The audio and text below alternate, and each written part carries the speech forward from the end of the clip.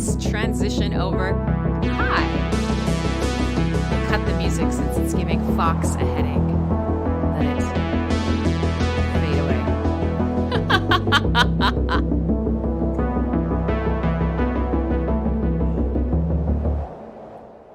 Perfect. Hey, welcome. My name is Crimsonclad. This is CyberBuzz. I hang out here on Saturdays. We talk tech. We talk all sorts of stuff. Blockchain. Yes, pain. I know. My everything I do is pain. Stop. My shows are terrible. You hate my face. You hate my music. You hate my TV. You hate my walking. But listen, all of you fucking hate me and you still show up for the show. So I'm glad you're here. What are we going to do today? I don't know. Whatever you guys want to do. I had some plans. Those plans got completely thrown off. And so I thought, you know what? Doesn't matter. We'll hang out and we'll decide sort of what we want to do as we go. Hi, Ron. Hi, everybody else. Hi to everybody who I'm not a constant disappointment to. Welcome to the show. So I didn't quite get anything. Can you read my tarot? Yeah, sure. If you want, why not? Do the thing. So I thought we would actually, I have some topics that I do want to cover today for the show. I have some music that I want to play for you guys. We could talk some Hive stuff if you want. But I'm literally kind of racing up here. And so I haven't done any of the things that I need to do to prepare for a good show, which doesn't matter. Can you read my spread? Yeah, you guys just want to get me spread. So I'll fix my hair. I'll fix the camera. And we'll chat about a bunch of stuff today. So I'm glad to see everybody hopping in. And yeah, Making Stuff was on a break this morning, celebrating his mama bear, being a good kid for birthdays and Mother's Day and all that other stuff. So, you know, I hope you guys have had a lot of time this week to spend with your loved ones and are enjoying yourselves out there in the world. I'm looking, do I have a hair elastic kicking me around here? No, I don't. Bad DJ. So, yeah, I've got lots of stuff that I'd love to talk to you guys about today. The camera is the new camera. So if you're watching somewhere, it's either really exciting or really horrible. And you just have to be prepared for both. But I'm glad to see all you guys hopping in and we'll give people some time to show up. Hey, Shaners, good to see you, man. So some of the stuff that I wanted to talk about today, there was some Hive-centric topics, but, you know, you guys, sometimes you're very excited about that, sometimes you absolutely hate it, and I kind of have to read the room as we go, and you never really know. I can't believe I don't have a hair elastic. This is a girl problem that most men, except maybe not, you know what, maybe the pandemic has made us all equal. And maybe now guys all have long hair because you can't get a haircut. And everybody understands the annoying pain of having long, uncontrollable hair that gets in your food and your face. And you're pulling it out of your dog's butt and all sorts of things. So we're going to try and get that under control before we start. All right. So it's been another wild week. Yeah, I'm talking about girl problems, gendered problems. I know. We're not supposed to do that anymore. And we won't. But welcome to another show. I am happy to kind of share with you guys what's going on in your life this week, and hopefully you could be excited for me. So just before I came on air, I actually got a call back from a local dog rescue. I've been applying to adopt another dog. This one back here is lovely, but I would like a matched set. So I've been on the lookout for rescues that need adopters. And I'll tell you what, COVID has made it so that it's actually getting really hard to adopt an animal. Now that's a super positive thing. Everyone's at home. People are spending more time outside. People are walking around. People are lonely. Whatever the case may be, animal adoption is through the roof. That's so cool. Yeah, exactly. I'm with Trinkowski. Yeah, dogs. That's so cool. But so here's the thing. Turns out if everybody's trying to adopt animals at the same time, it's really fucking hard to get animals. So I have been applying for weeks and weeks and weeks, and I just got a call back this morning from a rescue that I've never worked with before. And so what that means is they ask you all sorts of questions, probably more than if you're trying to get a child, to be quite honest. They ask you all sorts of questions. They want to know everything about you, and I actually have to contact them again because we have to schedule a home visit where they can come Am I doing a wall-to-wall white snake show? No, which is too bad because Tawny actually influenced a lot of bands, not just Whitesnake, but everybody remembers her on the hood of the car for Whitesnake, so I agree. But no, apologies. But yeah, so long story short is this is very exciting for me, but what it means is like all of the time that I should have been spending getting ready for the show today, completely out the window. I was on the phone getting interrogated by someone at a local rescue organization. And so white snacks, is that racist? Can't we have snacks for everyone? I'm a snack kind of girl. I vote we just all have snacks and just not bring too much ethnicity into our snacking.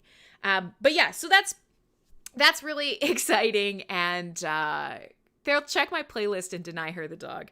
I disagree, sir. I've never been denied by a rescue, and they were very happy to talk to me this morning. But long story short, had all these plans, gonna prep a whole bunch of stuff, gonna pick out a playlist, gonna do whatever. Nope, didn't do any of those things. Didn't even tweet. Actually have a tweet just kind of sitting here. So we'll fix it, doesn't matter. You guys will hop in, we'll talk. So that's the first part of the show. Has nothing to do with CyberBuzz, but it doesn't matter. You're here, you're talking to me, you get to know about my life. My life is dogs. Gonna have another one. Very excited. The girl that I am currently, hopefully in the running for, fingers crossed, is actually not a Canadian dog at all. The rescue that I am looking at adopting through adopts dogs from Middle Eastern countries because unfortunately, while there are dog lovers in the Middle East and, house pets are very well taken care of, there are also a lot of street dogs. It's kind of like Mexico. They get out in the streets, they're not fixed, they breed like crazy, they become a nuisance, and people there really don't like them. They think they're unclean, they're dangerous, they're running about in packs. So it's really common for Middle Eastern dogs to be starved to death, full of diseases, hit by cars. People try to hit them with cars a lot. So I have 2 dogs that I'm looking at bringing in, and please don't yell at me for importing a dog because I don't care. I'm going to do it anyways. All right, so forget about it. That's enough time for people to come cycling in.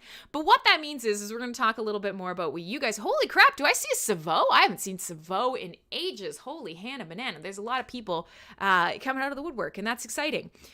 So for me, today, we'll kind of do whatever you guys want to do. We'll talk about whatever you guys want to talk about. I have 1 or 2 topics that have come up. And actually, after last week, we talked a little bit about one of the Hive Minecraft-centric front ends. And actually, the guy that is... yeah, Chinkowski. That's crazy. Here, it's actually really hard to do. We have a number of local shelters, but there aren't a whole lot of unwanted dogs to begin with. Hey, Tact! There aren't a whole lot of unwanted dogs to begin with. And what that means is you can't just wander in and be like, I'll take that one. There's actually this crazy process, which I'm glad it is in place. I wish we had as much oversight for everything involving, bringing someone new into your family. But we don't. So if nothing else, I have to prove I'm good enough to have a dog. And I'm fine with that. But it means that I didn't prep a show, which you may or may not be fine with. So there's a couple topics that I wanted to talk about. And as I was mentioning, last week, I started talking a little bit about Minecraft, and I started talking about a Hive Minecraft front end and some of the really cool stuff that was happening with that. You want to have a dog whose grand dog father might have bitten Muhammad. Yeah, you know what? I mean, it is what it is. I am very staunchly of the belief that very rarely will a dog bite someone because they're a bad dog. More often than not, it's a shitty human who doesn't know how to communicate with animals, who drove a dog to desperation communicate via a bite. Some dogs are assholes, but very, very few. Many humans are assholes. You need to walk with it for at least 2 hours a day. Yeah, well, and you can see back here, maybe you can't, over on the couch, my incredibly athletic sled dog. He's part husky, part German short-hair pointer. He was bred specifically to run very, very fast. You can see him now. He is the pinnacle of energy. But yeah, I usually do I usually walk for a couple hours a day with the dog. I'm usually out on weekends. We hike a lot. We go camping together. Yeah, it's great. He gets my ass out in the rain, although he's turning into quite a princess. As you can see, he's not even going to Murphy, hey. Oh, hey. Say hi. This is Murphy. You guys have seen him before. The new camera, unfortunately, doesn't do a great job of focusing on him.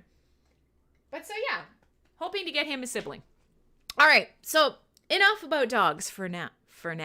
So I'm just very excited and very unprepared. That's how today is. I'm very excited for today's show and completely unprepared because I could have another family member to love and, have in my life. And so now all I'm thinking about is like dogs, which kind of ties into the crypto world right now. Yeah, Huskies are great. They're really smart and they're really sassy and they're kind of assholes. And I wouldn't have it any other way, to be quite honest.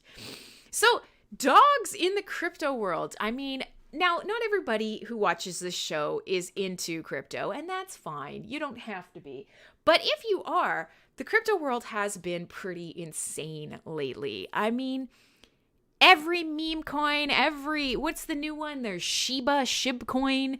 There's Doge, obviously. And many of you guys might have done this, but I did the first no of crypto trading last night, and I actually stopped and I looked back at one of my previous Doge trades and I thought, what would that be worth now? Because I always held Doge as just like I held it as a fun coin. And I don't even know what I bought in. Very, very little. I bought $100 on like three different exchanges, and every now and again I just set slow orders and I would slowly build some waves of Doge. And so Doge hit 7 cents and I was like, hell yeah. All right, good enough. You know what? I'll sell my bags. I'll buy back in later. Once this returns to earth, once this comes back down and settles back into old, how many tokens? I don't want to think about it, PZ. But so long story short is when I bought in, I spent $100 on each exchange. So not even quite 300. I bet it's 300 Canadian dollars. So not even 300 US dollars. I sold at 7 cents and I netted 3,000 US dollars. And I thought, yeah, pretty good free roll, feeling good. But I committed the worst and cardinal sin of crypto trading. And that was, I went back and I was like, wonder if I sold those same tokens now, today, what that would be worth. And I regret to inform all of you that they would be worth well over $40,000 US now.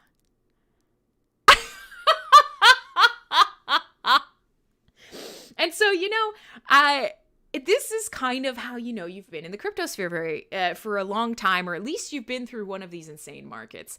And it's quite funny because, yeah, $42,000. Yep.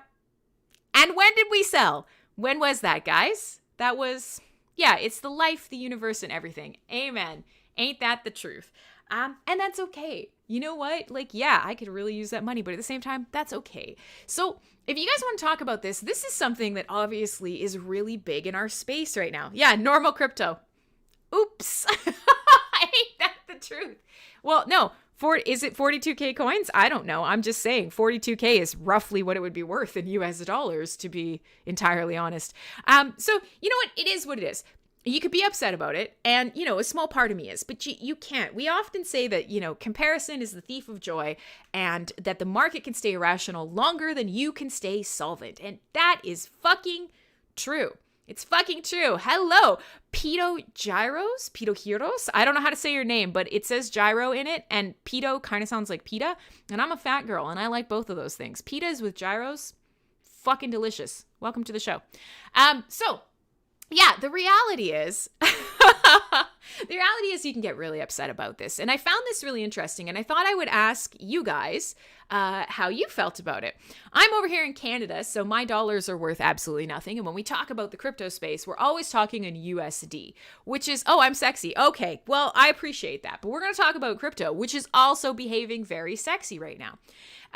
So one of the things that is kind of fabulous about this market right now is everyone and their dog, and my dog, and your dog, has heard about Doge. And now we have SHIB. We have all these meme tokens, and we're watching them just head straight to the moon. That's a dab. If just to show you guys that I'm cool and relevant. Straight to the moon. And this is one of those things that we are starting to see greed taking over. And so I'm curious to know with you guys, are you happy about this, or do you think this is sort of the harbinger of doom? Because I find people who are always in the crypto space, and I find people who have sort of been through this run before, there are two ways to look at it, and everybody's got a different approach, but they seem to fall into one camp or the other. One camp is, this sucks, I hate it. Everybody's smelling in the chat. Smelling some thirst in the chat. But yeah, so which camp do you fall into? Do you fall into the camp where you're like, you know what? Crypto doing crazy things and people making money is awesome. Okay, let's fucking roll with it. Or are you part of the camp who thinks, all right, but this is going to hold us back? And I don't think that there's any particular reason that you can't feel both. You can't be excited about this and also at the same time a little nervous. But I'm curious to know, because I've been around, I've seen you guys, you've been here for at least the ones who show up to my show every week. The new guy, I don't fucking know. Do you have any crypto? If you have any crypto, I might answer you. Trovo is a mobile streaming platform. So it's mobile focused in streaming on the go and streaming mobile gaming. So I'm guessing that Pedo over there, he's got to go. But so I'm curious to know what you guys think, because you've been around, you've seen it all, you've been through this cycle, you have watched things skyrocket and crash and burn, but it's a little bit different this time around. And this is sort of that building effect. It's like waves lapping on the shore. And so each one that comes, it doesn't recede quite as far. We've got these bigger and bigger waves that are hitting the shore, and more people are washing up into the crypto ecosystem. And even though the waves go back, even though they recede, they come, they go, they leave a little more people in the ecosystem every time. So maybe we can't be fussy. Maybe we have to embrace the fact that the markets are insanity and they're bringing new blood in. I don't know. I'm curious. So if you guys are in the chat, let me know what you think, because I suspect that tonight somebody is going to dump the shit out of Doge, because isn't the idea that Doge is doing so well, not just because it's a fun community. I mean, there's a lot of reasons that Doge is doing well. And it's not just Elon, but on the Elon front, Elon's going to be on Saturday Night Live tonight, I guess. Is that a thing? Do people still watch that? Is that still an important thing that people care about? I don't think I've ever watched a Saturday Night Live. Yeah, so there you go. Elon is my first bull market and I suck at it. Good man. But yeah, Elon's going to be on SNL. And so, everybody's expecting him to do or say something crazy about crypto or about Doge or whatever. But yeah, I'm with Ron. I think nobody cares about SNL. But I do think that people care not about SNL, but people care about Elon being on SNL. And that's a fascinating distinction. And so I'm curious to know about you guys too. Nobody actually watches the show per se, but when a guest host is picked for something, it's indicative of what, I guess, sort of the wider cultural arena believes is relevant. And so even just having Elon getting picked to be on SNL goes to show that people think he has sway over the, I'm going to have to figure out, one sec, you guys. So let me just pull up Restream, because I have some thoughts on what we can do about our friends here. So don't even worry about it. Let's just hop over. And when we see, oh, every channel. Wow. Okay. So now I'm suspecting that this might be a troll who maybe knows us, but that's fine. We'll figure it out. I've put him in a timeout, just a gentle timeout. So don't worry about that. So yeah, so this is one of those things where the fact that he's on SNL is more, It's Swoop. Everybody says it's Swoop. It could be Swoop. It could be. It might be. I don't know. Everybody, it's a Doge. It's Doge personified. Right. I mean, honestly. So yeah, there are absolutely, and that's a great point too, Trinkowski, is people have decided, all right, Elon is no longer just a super smart guy obsessed with space. Elon is, this weird cultural lodestone, and whatever he talks about, whatever he touches, he's irreverent and whatever, and we're gonna block him. Boop, he's gone now. Okay, so now that we are going to make a movie of erotic content, he's gone. I apologize. It's hard for me to moderate and play, and also I want people to have fun here. But listen, if you come to my chat and you start acting like a complete wiener, that's the end of you. I apologize. We can have fun, but you could do it in a way that is not, I was going to say not disrespectful, but you know what? Each and every one of you in your own way has disrespected me immensely, and it's always been in good fun and part of the community. So let me think about how I would like to describe people's behavior here, and I'll get back to you. Because I don't even mind if you disrespect me, to be quite honest. Whatever. Let me figure it out. But okay, so let's continue down this path. Now that we've had all of the suggestions just thrown out into chat, and we took them and we chucked them and him in the fuck it bucket, we will continue on. I mean, listen, live streaming gives you a thick skin. It does. A thick, calloused, angry, crusty skin. That's what streaming does. Join in if that sounds like something you want. If you want to be crusty and disrespected, hop on, start live streaming. I assure you, you will love it. But yeah, all right. So we've been talking a little bit about Doge. We've been talking a little bit about the crypto market. We're just chatting back and forth. And actually, somewhere in there, while all this nonsense was going on, I think it was Trinkowski, dropped a tweet from someone who basically said, "Post this to Hive." No. Yes, I'm working on it, but later. Don't order me around, sir. He dropped a tweet that I think really kind of encapsulates it. And it was some guy basically saying, as someone who's made a lot of money on GameStop and Doge, the only particular specific thing that I recommend in this particular market is being a fucking idiot. And you know what? It seems about right. But there's something here, and there's something to this. And I think, as much as we laugh at this, there's probably aspects of what is making Doge and these meme coins and parts of this bull market so popular that anyone who's building a service, a coin, an ecosystem, who wants to shill, we should be learning from. And so I think there's probably some lessons in here that we could take for Hive. So if you think there's something that Doge is doing right that you'd want to see happening around the Hive ecosystem, let me know. I'm curious. We'll call this, we're crowdsourcing wisdom. Wisdom of the crowd is, it's a loose term. It's a loose term. So, yeah, and inertia, I was actually going to talk about this. Bucky Dirtle. As I live and breathe, Bucky Dirtle is in my show. Sir, if you would like to come on air and talk with us, I would love to chat with you. We have missed you around here, sir. That's very exciting to see you.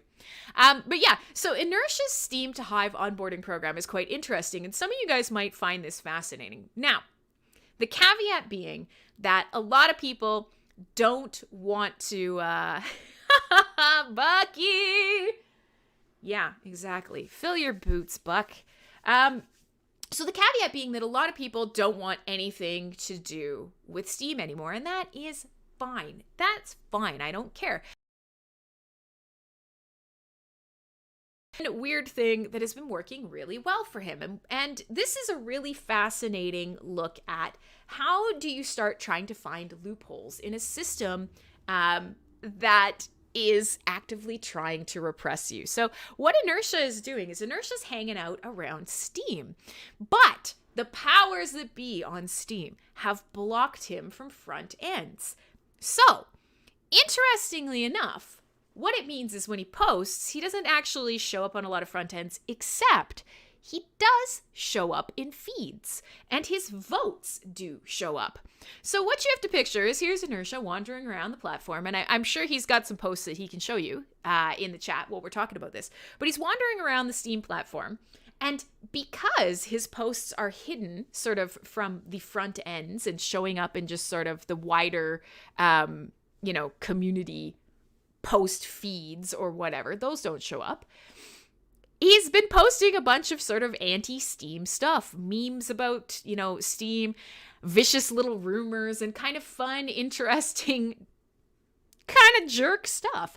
And for people who follow him on Steam, he does show up in their feeds. So he's flying so far under the radar, and he's peer-to-peer connecting to them. And yes, he's actually created his own little community on Steam. I'm talking about Inertia, right above you, Trinkowski. And so he's on Steam, and he's actually building this little renegade community full of his posts. And then he's going out, and he's finding people on Steam, and he's upvoting their first post, or he's upvoting their posts, and more often than not, they're following him back. So what have we found in sort of these social networking ecosystems? If somebody votes you and follows you, you usually take a look at them and you follow them back. Well, Inertia is targeting people. They're following him back, and they're starting to see his posts. They're starting to see his anti-Steam posts through this sort of roundabout, ridiculous way. And so, yeah, there you go. He's in followers' feeds. And so even though the platform thinks they are suppressing him, even though the platform thinks they've completely hidden him away, it turns out that people who directly connect to Inertia are able to see his posts. And he has been inviting them back to the Hive blockchain. And you got 7, 8, 9 people already? It's kind of hilarious. It's kind of hilarious. And it's an interesting thought in an ecosystem like ours, which is, there's a lot of tribalism. There's a lot of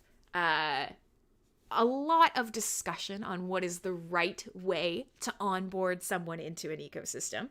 It's quite funny. It's quite interesting. I have to say, I'm impressed, Inertia. Well done. Now, there's always going to be people who are saying, well, you shouldn't be over there, and you shouldn't be giving them attention, and you shouldn't be, you should be able to have Hive stand strong without, stepping on Steam. But who cares? It's fun. I like this. This is the kind of experiment that I think matters in a social ecosystem. And we always fucking forget. I see tons of people on Vim. Hi, Vim people. You're allowed to chat. I always think this is interesting because, this is social, whether we like it or not. A social ecosystem. Yo, American tree cutters. What up? That sounds interesting. It's when we have social media and when we have social ecosystems, it doesn't matter. What you think should work doesn't, because people don't work the way you think they will. It's just like crypto. Crypto doesn't work the way you think it will. It never has, and it probably never will.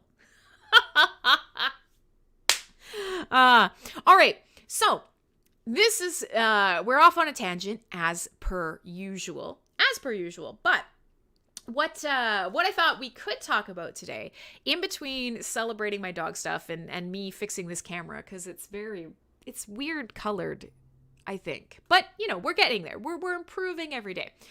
What I thought we would talk about, since we were talking about social media and we're talking about often this weird dystopian tech world that we live in, I thought I would talk about something that I saw earlier this week. And so I'm on Twitter specifically because of these shows. I don't really enjoy social media even a little bit.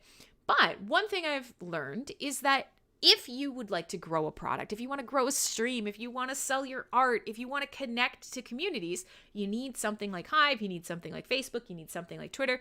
You need something to allow you to connect directly to other people. And so I find that the forced to be on Twitter thing has been interesting because it's led me to a lot of reminders of why I came to Hive. It's led me to a lot of reminders about things in the world that I do not like and do not want. But earlier today, I saw somebody, or earlier this week, I saw somebody or a group that is trying to push a product. Product might not be the right word, but I want to get your guys' opinion on this. They're trying to make something happen. And I'm going to share it with you guys here shortly. But one of the things that we know right now is really sort of important, even though we don't like it. And most of you that are here, if you enjoy watching me, then I know for a fact you don't like influencers. The term influencer is a relatively new thing. Social media invented them. They're literally people who have a lot of followings, who are interesting on social media, and then who attempt to influence you into living a life like theirs. Now, there is a reason I bring this up, so stay with me, because I know everybody's going to be like, Facebook, it's just like everybody's going to fucking lose their shit. We hate them, right? We don't like influencers. We want to live without influencers, but we can't ignore that they're impactful, they're effective. And so we often talk about them in this show as like, oh my God, we hate we hate influencers. But for everyone that's genuine and has, really built a following for being a cool, interesting person that people, enjoy watching, there are manufactured influencers. And so this is something that's becoming really prevalent in the social media space, but also in the blockchain space. And so I'm laughing at this gif of this lady trying to take a picture of her food because I'm pretty sure early this morning I shared a picture of a donut on Twitter. So listen, I'm not an influencer. I'm just a fat girl who likes a donut. Why do I bring this up? Because I saw something this morning that, I'm not going to lie, triggered me a little bit. So, do you guys believe that an influencer can be created? Do you think that an influencer has to work their way up naturally, become an influencer organically, and then sell out? Or do you think you can just manufacture an influencer? Do you think there's a formula that you need to kind of follow to create an effective influencer? And I'm asking this for a reason. So I'm curious, in the chat here up on the screen, let me know what you think. Can you just create one? Is it that easy? Are there a bunch of boxes that you got to check that you can just make an influencer? BitBoy. Yeah. And so for a lot of influencers, and yes, actually, Savo and Steven both have great points in the chat, because an influencer can mean a lot of things. An influencer might be somebody who is specifically trying to sell you something so that they can take a cut. And then you've got people like Elon who kind of just exist. And by existing and by being rich and famous and weird and irreverent, to be quite honest, they become influential, even though they're not necessarily seeking it. And then they start sort of embracing being an influencer and start really fucking around. So you're right, there's different types of influencers, but do you think one can just be made? Well, John's saying, yeah, just be an idiot. And Marco is spot on. There's a definition for this, and we've seen it before. Think of boy bands. Yeah, that is a great. Hey, Beardflex! Twitch does need pizza emotes. Beardflex is spearheading Hive.pizza. If you haven't checked that out, that's some cool shit. You can drop a link in the chat there, Beardflex. Well, today we're not talking about pizza, but we could definitely, I know you want to do some pizza streaming in the future, so we could talk more about that. So Corbin's saying, I think an influencer could be built, but they probably wouldn't last unless they have actual skill or an enjoyable persona. Totally true. So let's get back around to the boy band thing, because that's a great point. If you know, I'm going to check these boxes. They're attractive. They have a moldable personality and a nice smile. They have a good enough voice that people don't immediately start clawing out their own eardrums. You know, if you have this checklist for an influencer, you can create one. And I'm glad that you brought this up, Marco, because I want to show you guys what keeps getting inserted into my feeds. And I just don't know how to feel about it. They are spending big money. I don't think it's taken off yet, but they're spending big money to try and create an AI artificial influencer. So I've dropped the Twitter in the chat. And so here's the idea. You can go to the website and you can chat with this blonde bombshell influencer. She's fully and totally she's badly rendered. She looks like one of those self-published romance novels, like Baby's First Blender 3D tutorial. They are trying to create, and yes, Japan has had them for a while. This is a little bit different, Gabriel, because this one is immediately put together with a phone line and also an art collection. So this is now rolling in even more. This is rolling in even more of sort of the on-point money-making stuff right now. NFTs, people are just hearing about them. There's an NFT craze. You know, many of us have been around forever. Be yourself, unless you can be Batman. Then be Batman. What's your superpower? I'm rich. Arguably, that's a great reason to be Batman. But yeah, Eileen, absolutely. So here you go. Here is this badly rendered 3D model paired with some new AI as a chat bot and paired with voice chat as well, which is a little bit newer.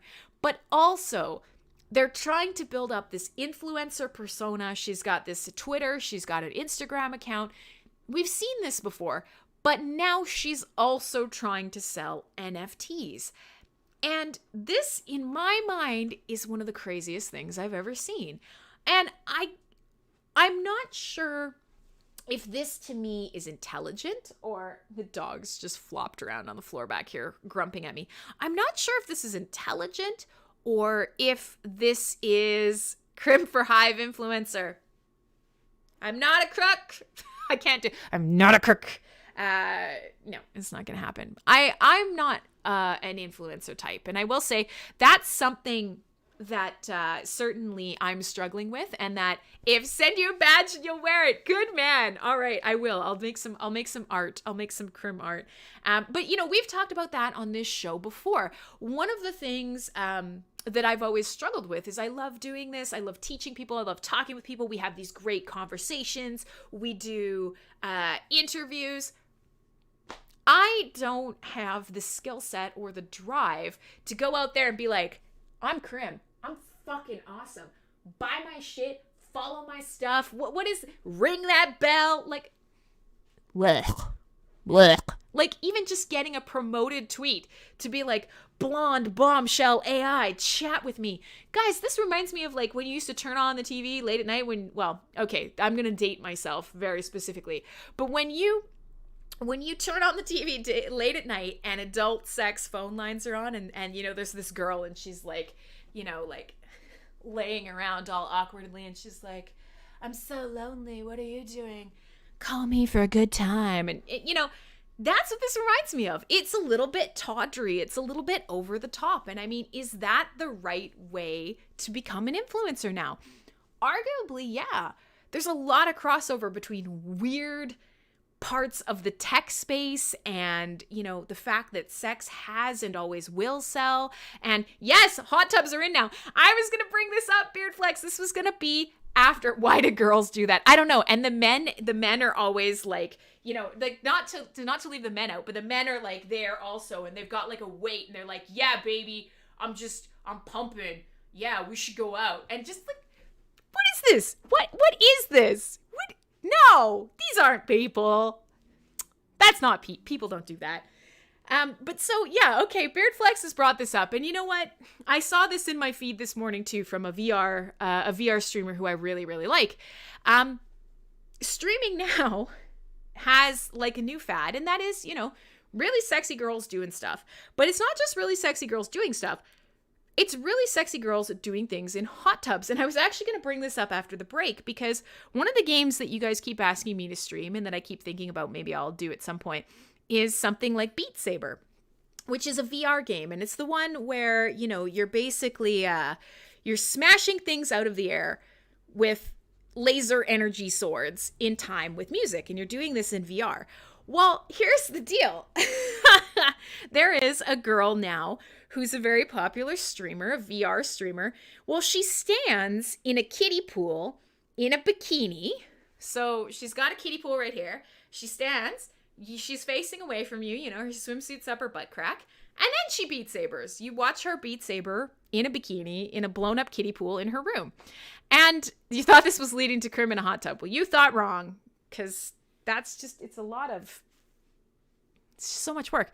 So here's this lovely lady hooked up to, I'm hemorrhaging viewers on YouTube. Everybody's so like, what the fuck is she talking about? I'm out of here. Fair enough. But so yeah, here's this thing is you've got this lovely woman who's really talented at Beat Saber, hooked up to a number of electrical wires, standing in a kiddie pool full of water for your entertainment. I don't know. So, I was going to bring this up after as how can we potentially combine this with the idea of an AI 3D rendered NFT making influencer who says she's an influencer. It's a weird space, kids. It's a weird space. All right. So do you need to stand in a pool in a bikini with a Hive sign? Yes, absolutely. So circling all the way back around, I did mention that there's probably some stuff out there that is viral, that is influencer, that Doge is doing that Hive could learn from. And anybody can learn from. If it works, you'd be silly not to pay attention to it. But of course, you got to find ways to take a little bit of what's working and shape it to your own style. Now, I am going to play one track in here because I'm full of energy. I'm so excited because all I can think about is I'm going to get a new dog. These people are going to find that I'm fucking cool, and they're going to be excited, and they're going to say, yeah, you have a lot of love to give, and you're going to get a new dog. So that's where my head's at. It should be on today's live stream, but it's not. Now, I will say that I have done a live stream from a hot tub. So do as I say and not as I do. Some of you guys have been with me long enough that you will remember that when I first flew to Iceland and I was doing my Iceland Ring Road bucket list trip, that I was live blogging it on the blockchain, and that I did an episode of Full Force. What happened to the old dog? Murphy's here. He's here. But I want him to have a sibling. And the two dogs before that, we could talk about them after the break, because it takes me a minute to kind of steel myself for that. But I did do a hot tub episode. I did it. I was in a geothermal hot tub under the northern lights in Iceland, and many of you guys were there and you listened to that episode, and it was fucking cool as hell. So we did not have a cam feed, but there are probably pictures from that kicking around, actually. So technically, I was streaming from a hot tub before streaming from a hot tub was cool. Just saying. All right. So there's no video, which is for the best for all of you. I promise. All right. So let's find some music. Let's find some music and let's figure out what the heck I'm going to play for you guys this week, because after all that, I ended up not planning anything, and that's really sad, and now everybody's sad, and we need some music. I'm going to play something for you guys from FM Attack. That's what I'm going to do. So FM Attack is just releasing a new album, and I'm really excited because FM Attack is actually from here in Vancouver. So hometown kid, and just releasing a brand new album, and it caught my attention because the cover art is downtown Vancouver. It's beautiful, it's glowing in the sunset, it's very retro vibes, and just I am absolutely nepotistic enough to think that that Vancouver is all about me. So let me play something by FM Attack because I'm a huge fan. I'm gonna play you a track called Images of You. My name is Crimsonclad. This is CyberBuzz Radio. If it's your first time coming here, listen, It is. It's radio. It's a live stream. It's an interactive social broadcast. I talk about blockchain or tech, or sometimes we just shoot the shit as a community. We play synthwave music, and I answer, or at least I used to. You have to have some for me to answer. I answer or I talk about things happening on, around, adjacent to the Hive blockchain. I'm a consensus witness. I'm a community leader. I am a crazy lady that no one can get rid of, which is probably realistically why I hold the first two positions. And I'm going to play you some great music. Images of you here on MSP Waves.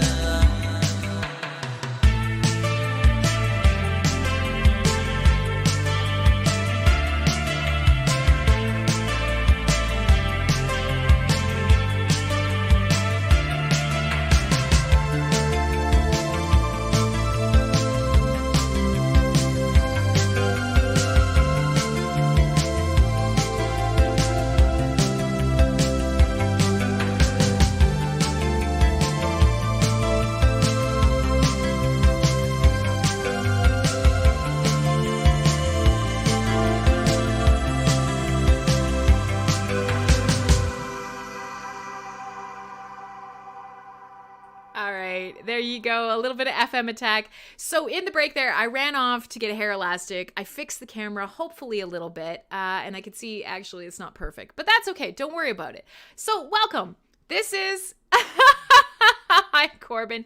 Yeah, good old PETA. Although I still look... Maybe I'm too bright and too red now. Wow. Listen, here's the thing.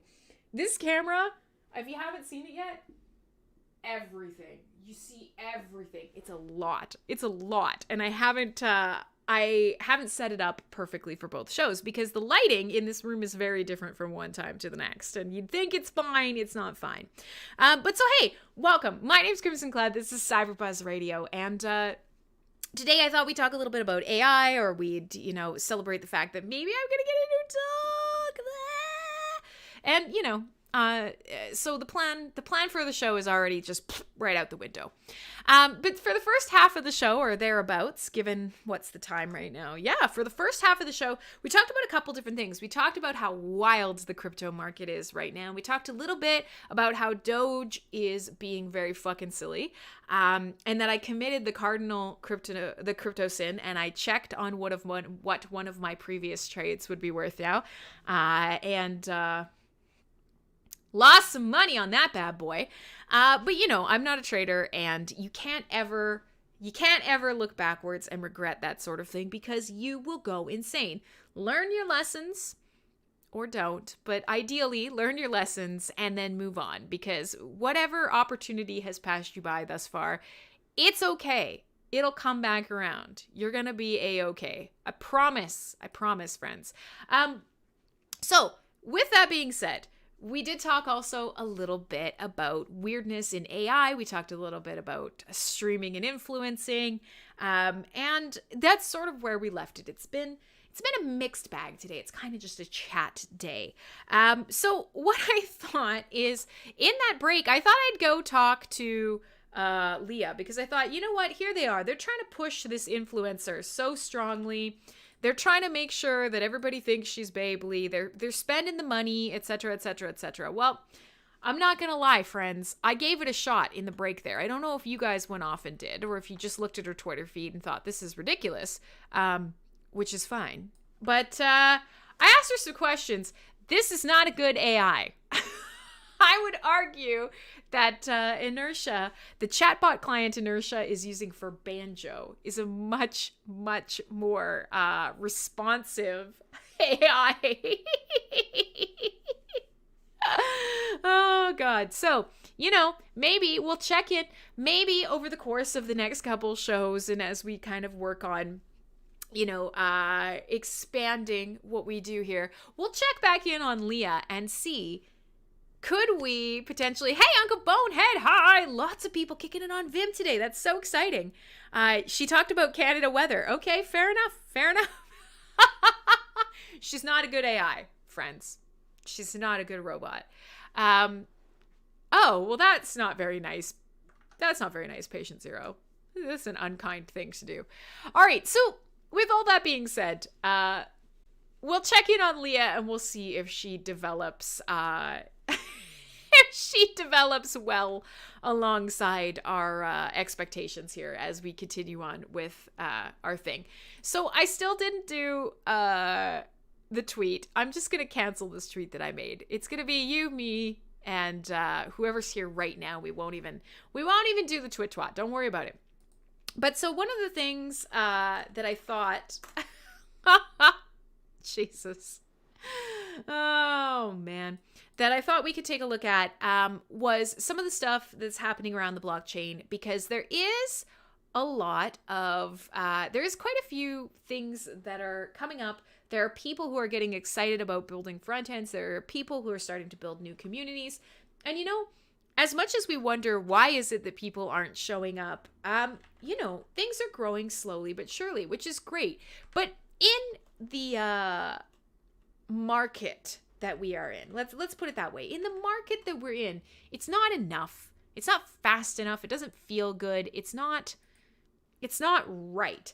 And so I'm wondering if you guys, we often talk about on this show, what is going to be that thing that really is the killer app? What is a thing that the blockchain should be doing? What is something someone should build to bring people here? And, we still haven't quite touched on that.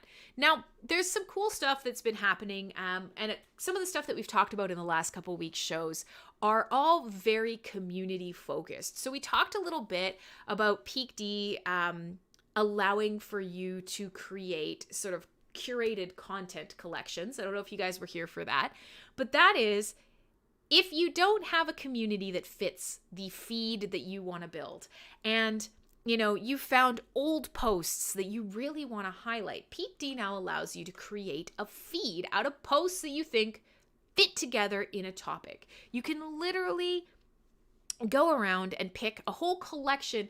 You know what? Maybe somebody could do something like, build more apps like Oriole for sure. And we're going to kind of keep boosting those guys as well. But, I would love to see somebody do something like a Rickroll curated feed where the first word in every title of every post in this feed actually ends up being "never gonna give you up" or something like that.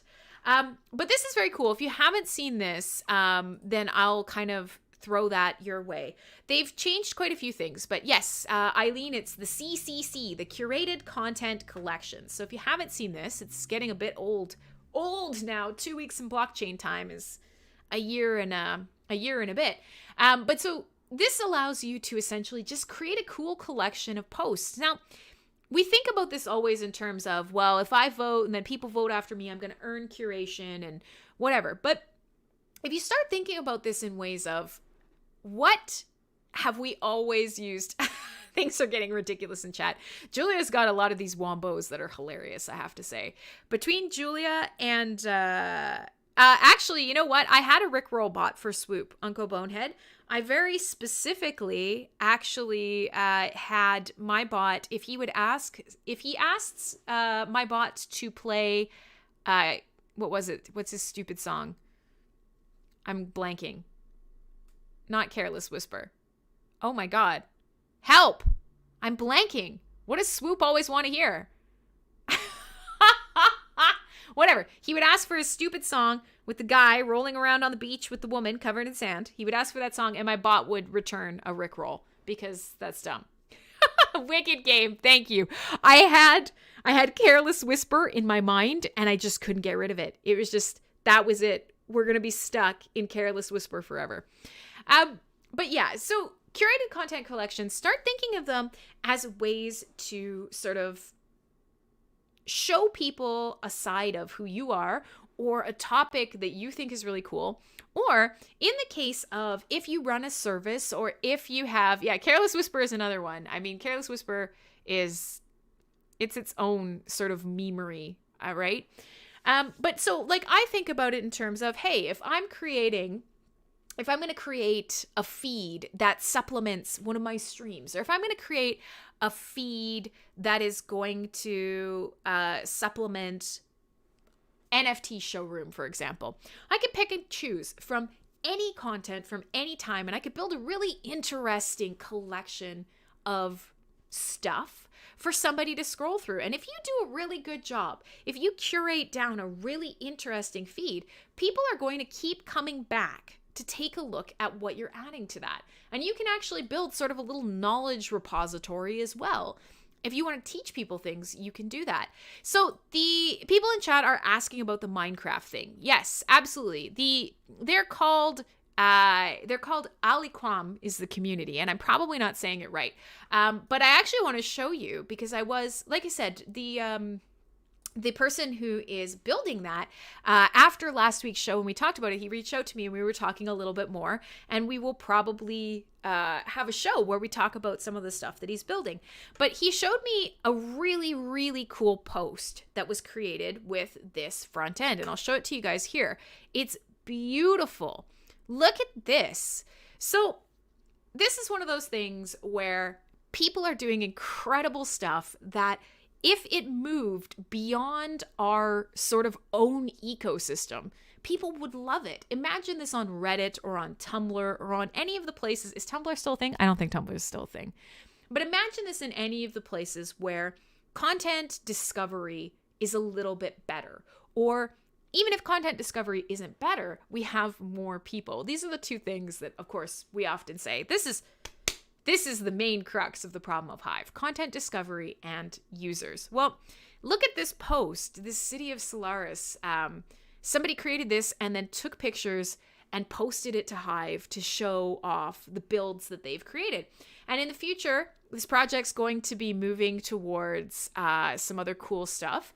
And yeah, Santarius, I'm hoping I can convince him to kind of talk with me a little bit more about what's going on.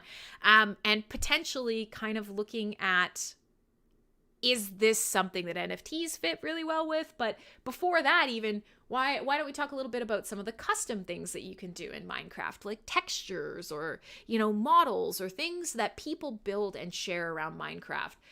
There's so much cool stuff that Hive can support. So, I don't want to get too far into that topic again, because Trinkowski is pointing out that, yeah, Hive is a tricky name to market. And yeah, arguably it is. And many people have actually tried. In the time that we've existed, even in the last year, more people have come out with, Hive-centric names. It is an idea that matches social media, blockchain, information sharing nodes so incredibly well. But nobody's really stuck it yet. We're the closest. But arguably, should you only be marketing Hive? And that's the kicker. And we've talked about that for years. And I don't want us to get too mired down, knowing that we still got an hour left of show. But yeah, for the last, years, we've often talked about, should we be marketing only dApps? Should we be marketing the whole blockchain? Should we be marketing shilling a token? Should we be focusing only on rewards? Should we never focus on rewards? And the truth is, it's got to be somewhere in the middle. And there's probably a lot of approaches that need to be taken. And it's going to be interesting to see what comes of some of the initial marketing and traditional marketing tactics out there. Because what is happening in the crypto space right now isn't a great fit for Hive. Hate to say it. The crypto space runs on heavy influencing and shilling. Now, you don't have to admit that, but it is the truth. For every person who gets orange pilled and starts understanding Bitcoin, there are other people who are like, my really smart, really rich, really intelligent friend convinced me. And so now I'm just going to do it. Why do you do it? Everybody's tweeting about it. I hate to say it, but in the crypto space, there are a core of believers. And what you need is somebody in that core who also is an influencer. It's just the truth. And so for Hive, I find this to be very interesting, because do you think suddenly, if we had a Mark Cuban or a Michael Saylor or somebody who is just unequivocally, vocally emphatic about Hive and just saying, do it, buy it, let's go, do you think that's enough? Because internally, our culture has developed to be so against that. It's a weird space. Blockchain's confusing, god damn it. She's using one of those Max Kaiser words. Orange pilled is very, very logical and very common. Don't read too far into it. But yeah, so Trinkowski's saying, I think dApps are important. Yeah, Rabona is a lot more fun for a gamer than Football Manager because it's so complicated. And that's just it. dApps are always going to be sort of a reflection of what's doing well in the space. The dApps that people want to play will continue to increase. The ones that either fuck up their core premise, who destroy their unique sales proposition or whatever, their unique services, they'll die out. That's normal, and that's happening in the blockchain space. But Hive is a different beast, and it is very, very interesting. So Shub's saying we need institutional investors supporting one of the dApps that revolves around the core features of Hive. Yeah, that's not a bad way of looking at it. Is, can you actually do all of those things at one time? And Yeah, you start talking about blockchains and my eyes glaze over. You know what? And that's pretty common too. But if you say it, Orange Pill Podcast. Oh yeah, I know people. Okay. I don't actually watch or listen to almost any Bitcoin centric podcasts or media. And that's not because I don't find them useful. And often I will refer to them if I need to brush up or I need to learn new things or I need to know what's going on. But overall, I like to have a bit more variety, a little bit more variety in what I consume, because what it means is I'm not going to become a maximalist because someone tells me to. It's going to be a sum of my experiences versus a good sort of a good reflection of dabbling everywhere. You need a little bit of personal knowledge of everything to say, no, I don't like this, or yes, I love this. Why Libertarian? Good man. He's doing all sorts of cool things. I don't know if you guys saw his, he just did an interview with Jarvie from Peak D, so you can go check out his channel because he's got some great stuff going on. But yes, Tom is very much relevant. I have people skills. Gonna jump to conclusions, Matt, while we're at it. Let's come back around, because there's a statement that Shub made that I think is a really good idea in terms of how do we get all the things that work and try to cram them into one. And that is an institutional investor supporting a dApp which highlights the core features of the blockchain. And that is probably, in my mind, probably one of the most effective ways to do all of the things that we wish we could on Hive. So think about this for a little bit. Why Libertarian is actually all over the place. He's on Vim. He is streaming on his own platforms. He's now actually exploring Hive, and he's been really excited to decentralize all the things. And I've actually done two chats with him thus far. So yeah, you can hang out on the Discord, but you don't have to. You can watch wherever you want to watch. I don't care. You've got many options wherever makes you happy. It's bad for building an audience and getting subscribers, but it's good for you, and that's the part that matters. God damn it. So with that being said, so let's break this down. We know that Hive has a number of really cool features, right? We love it. We love all of the things that it provides. Censorship resistance, and, that to me is one of the most important ones, but an ownership of your data and your connections, peer-to-peer transactions, fast, feeless. There's so much about Hive that solves a lot of problems from other blockchains and from other solutions. So how do you show that off, especially when Trinkowski has pointed out, well, Hive sounds like everything else. It's one token in a sea of a trillion, and nobody's pumping it, so nobody's paying attention to it. Well, okay, you can't just say just Hive. Hive could be almost anything. All right, good point. So if we have a dApp that is using those core features, and it's using them in a way that is novel, that's on point, that has, great options for sort of onboarding a user into a space where they want to be acting. And then you have an institutional investor who decides to put some money into that dApp.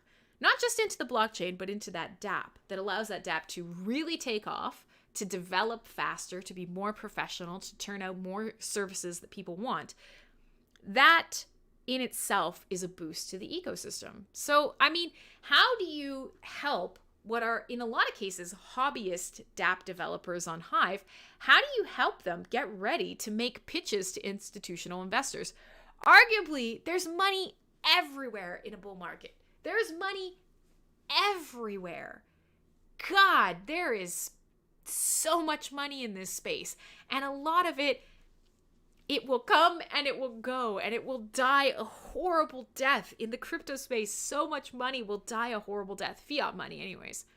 How do you help connect all these things? It's a really important question that I don't know that we have a good handle on yet. So for some of you, you are building dApps. For some of you, you are using dApps. I'd love to know what you think. All right, so let me quickly wipe the slate here, because like I said, I have not planned enough for today's show to have a good set schedule of things to talk about, because all I can think about is dogs.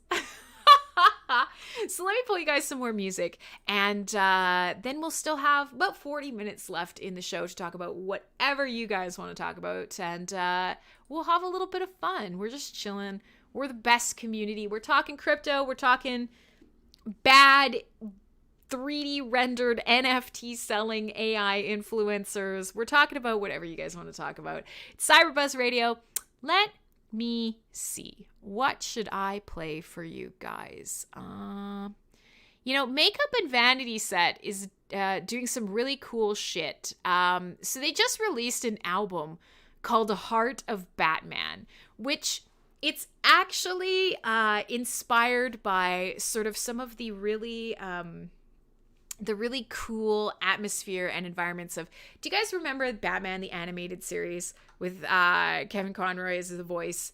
Arguably the best Batman that ever Batmaned, since Gandalf brought it up earlier. If he could be Batman. All right. Hey, he made it in here to the Discord. Hey, man. So if you could be Batman, be Batman. But I don't know if you guys ever watched that series. It was the best. It was the best Batman series. It was dark. It was gothic. It had that cool, like, really graphic look to it. And it was a really good show. I remember many, many years in high school really enjoying Batman the Animated Series. But so there's a band that I've played for you many times called Makeup and Vanity Set, and they do really cool synthwave, but they've started transitioning into doing a lot of video game soundtracking and atmospheric soundtracking, movie soundtracks, cinematic stuff. And they just put out an album called Heart of Batman, and it's inspired by Batman the Animated Series. And it's got some great tracks on it. So I'm gonna play something a little more weird and spacey and atmospheric. It's not a long song, so you'll fucking be fine, I promise. And when we come back, we'll continue chatting. We can talk about stuff that's going on around the Hive blockchain.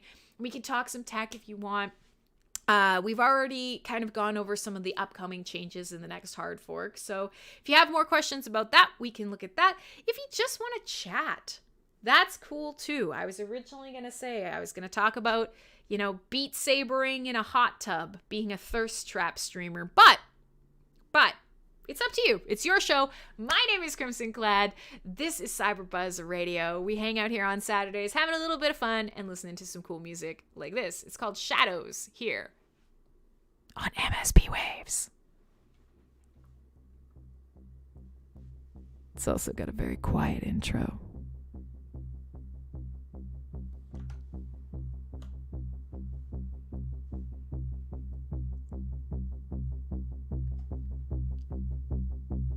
Promise it's going.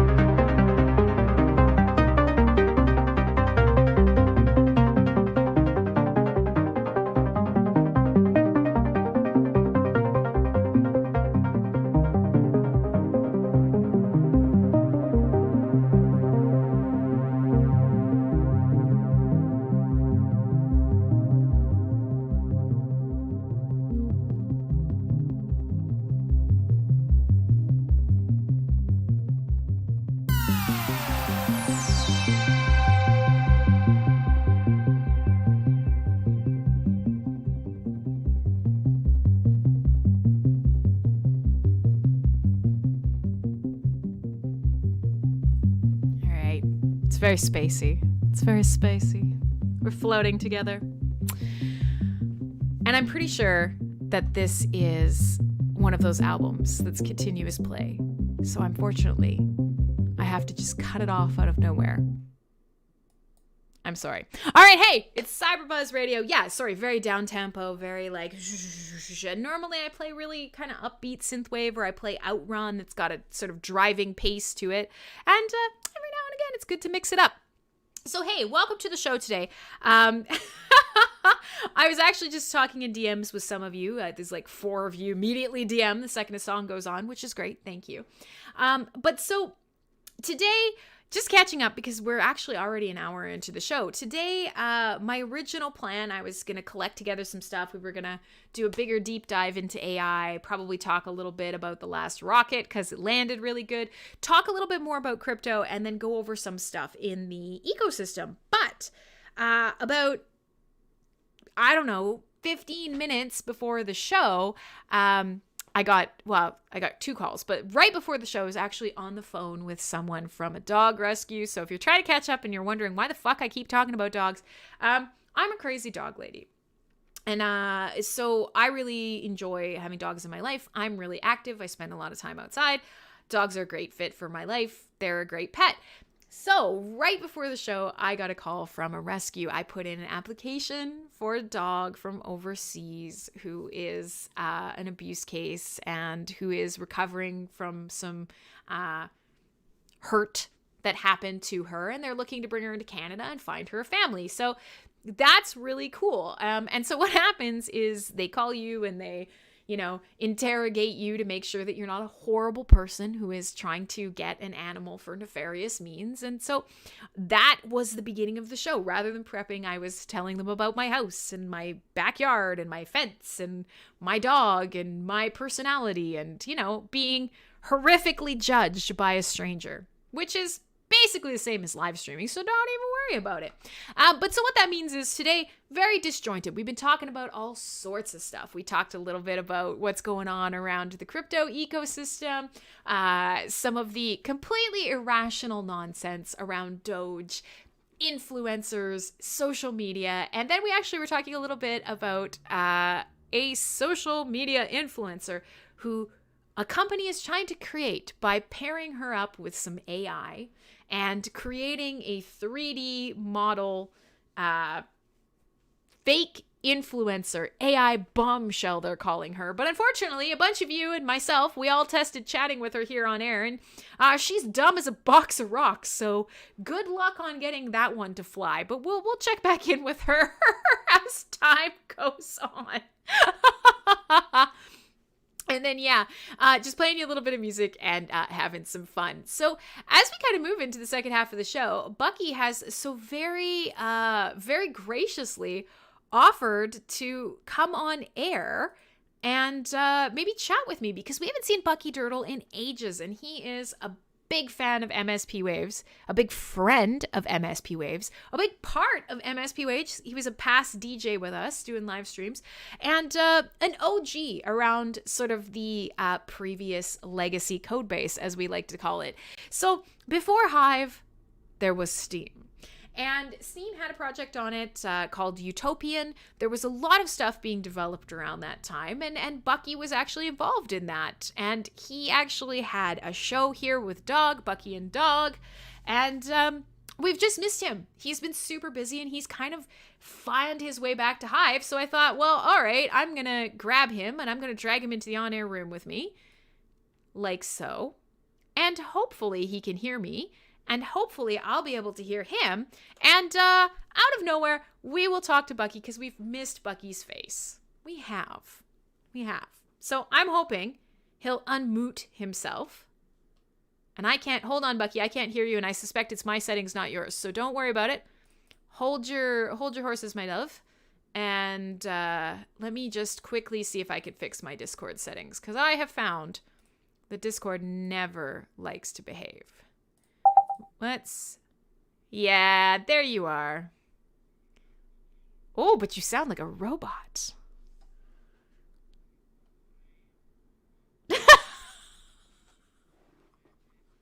Oh, this is bad. It's bad, Bucky. no.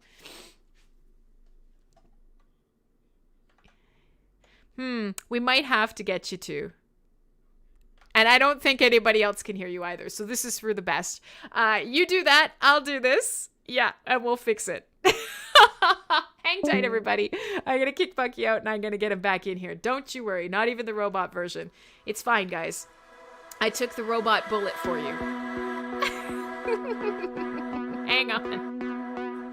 All right, let me pause the music that's playing. Let me fix some of the connections here. And let's see. I'm going to drag Bucky back in and hopefully we can have a little chat, guys. It's going to happen. I believe in it.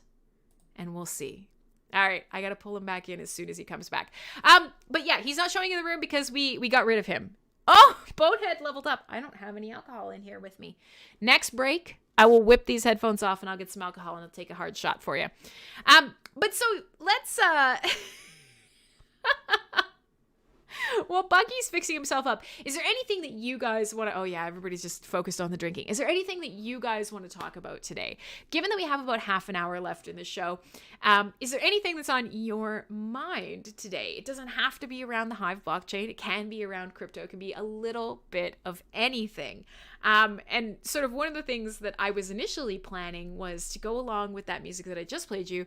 I was thinking of potentially talking a little bit more about space and space movies because obviously we had a successful Starship landing earlier this week. And on Thursday night for Full Force Radio, we were talking about Total Recall and how Total Recall is a brilliant movie and nobody should hate it ever. And how it's opened up Pandora's box of like cool things that we're going to be doing in space, given that Elon's ultimate goal is Mars, right? He wants to be a multi-planetary species. Yeah, space. I know. I'm all about spaceships. Crim, when you get a cat? I won't. I actually answered you in text, but that's fine. I will answer you in voice as well. I will not get a cat. I will not, sir. I'm not a cat person. I don't like them. They scare me. They're mean. They don't need me. I don't need them. Did Bucky die? I don't know. He's restarting. So I maybe I killed him. I don't know. The remake was shit. Yeah, well, we're not talking about the remake. We're talking about Total Recall. We're not talking about anything that happened after Total Recall and the three-boobed lady and all of the good things that came along with it. So I'm surprised because Thursday night, there were actually a larger amount of people than I thought who had not seen Total Recall. And I have some questions for you. Did you ever see Total Recall? We're talking with Arnold. We're talking about the cool head that, like everything, all of the good stuff. I don't know what the hell you guys are talking about. But yeah, cats are just not for me. Not a good fit for my lifestyle. I'm not going to have an outdoor cat because outdoor cats die much, much, much before their time. Yeah, exactly. 2 weeks. Yes. Okay, guys, we might have killed Bucky. I might have suggested Bucky comes on air and we have this chat and then I hyped it all up and now he's gone. We saw him. I had one job and it was to keep him around and now he's gone forever. I apologize. And now I'm just hemorrhaging listeners. That's what happens. It happens when you don't keep the Bucky. I love that you all have cats and I love that you all love cats. Not a good fit for my lifestyle. My husky will chase it around the house and pick it up and shake it. And it'll get out and I'm always away. And, I understand that cats are independent, but I would prefer to spend time with the people and animals in my life. And, a cat is just going to sit alone in my house all the time. That seems shitty. For the cat and for me. Also, most cats don't like being all up in your business all the time. And that's not for me. I like Murph. Murph wants to hang out with me. He wants to be with me. He wants to be a partner and walk around outside and climb mountains and, whatever. And I can't do that with a cat. So you guys have cats. I'll have a dog. A-okay. That's not true. Well, maybe it is. I don't know. I'm telling you as it is for me. I'm not getting a cat. And like I said, I'm very pleased that many of you have cats. I encourage you to continue to have cats. All right. Tons of people are joining us on YouTube. I see lots of people on the Vim stream. People are over on Twitch. And don't you know it? when we have these days where a bunch of people come and show up, everything's a disaster and we have absolutely no plan. We don't talk about, Bucky's back. We don't talk about anything useful, and the show is sideways. And then you all come and then you're like, man, this is the worst thing I've ever watched. And then you leave and you don't come back again until another terrible show. All right, we're going to try and grab Bucky and we're going to see how this works. Let's just see. All right. Let's see Bucky. Maybe. Nothing. Bucky. Bucky. Bucky. All right. So everybody thinks it's me and that I'm being the worst DJ ever, but Bucky is not lighting up and is not actually speaking yet. So nuts to you guys. Ron, you can say hi since you're here. Prove that it works. Nobody says hi. Look at this. What is happening? It's just like people want to come on air to embarrass me. No, I was just coming on to see if he sounded robotic, if it was you or him. No, well, I haven't heard him yet. That's fine. You want to say something, Ron? You're on air. You have the floor. No, I'm eating. All right. Fair enough. So, Bucky, we can't hear him. Ron's eating and has abandoned me. It's perfect. We lost Bucky again. He's gone. Oh, no. Oh, man. This is the worst. This is the worst, Crim. I know. It's completely bad. Everything's bad. Nothing's set up. The camera's bad. Everything's... I feel like people just come... Wait, why is the camera bad? The camera looks fine. I know, but it's not set up right. What do you mean it's not... Only you know this. Nobody else knows this. I know, but it bugs me. I'm a perfectionist. I'm a perfectionist, Ron. Yes, be a perfectionist. All right, we have Bucky back. Check, hello. Hey. Oh, we heard him and then he left. What the Why? So, listen, friends, if you ever want to become a live streamer and you want to do interviews and stuff, don't. Unless you want to go and hang out with Y Libertarian. Check 1 2. Yes. Check 1 2. Yes. Have you got me? Bucky. Have you got Don't me? leave. Okay, check 1 2. Yes. Is it Discord kicking you out of this? Yes. Okay, can you hear me? I can. Oh, he can't hear us. Oh my! I can hear you. Yeah, oh, you can hear me. Yeah. Oh, okay. I can hear you. I am I on the air? You are. Everyone can hear you, so you better watch your mouth. Okay. Hello, everybody. Listen, I'm sorry for turning this into amateur hour because, oh my, like really, I've got. Okay, it's frustrating, but modern technology. What are you supposed to do? Anyway, listen. Thank you for having me on. It's wonderful to be here. Cream, you rock. How's it going? Missed you. It's good. You know, in the times of COVID, because let's be realistic, that's really what's thrown the earth off its axis, and we're all spinning wildly into the great yonder, and we have no clue what's going on. We sort of lost you there. We spun you off into the universe as well. Yeah, it's unfortunate, but that sort of happened. And you know, I actually, you know, just before I leave my tech dilemma, I'm on my phone. I had to give up on my computer and just go to the phone. It's horrible. But anyway, COVID was strange. Absolutely. For anybody that I don't know, maybe nobody here knows, but I teach over the internet. My day job is I'm a music teacher, and I've been teaching over the internet since around 96, around then, something like that. Oh yeah. So I've been teaching online for a long, long time. So when COVID happened and all these schools started to move online around the world, I got really busy because I needed to help a lot of people. Well positioned for this. Well, you know, unfortunately, yeah. I mean, because I really wish we never had to do any of that. But the fact is that you know, teachers needed to move online. We needed to move to practice online. So here in Canada, where myself and Crim and some other people here are from. I'm not going to sing "Oh Canada" to you here now, but yeah, there was a lot of really cool things happening across the country in education online. So yeah, I was working with a lot of people across the country to do that, and around the world too. But yeah, it was quite a challenge. I have to say, one of the things that back in March of last year, I did some CBC thing, and they asked me a question. They said, what's something good that's going to come out of all this moving online for education? And the thing is, there's fantastic teachers, master teachers all around the world that are being asked to move online. And that was March of last year. So they're taking these tools that all of us here, like all the audience here, you guys are tech savvy, right? But the average teacher ain't. So they took all these tools and they had to use them, and they came up with some fantastic ways of using tech to deliver education online. I mean, not everybody grasped it. Some did, some didn't. But you know what? I think that there were some excellent things that happened in education online, and they're going to be things that people are going to take away forever. So anyway, that was what I've been doing for the past year. But so, I think that's. I was going to say, I'm not going to let you get off this topic, because I actually think this is a really cool and interesting topic that is relevant to what we talk about here a lot.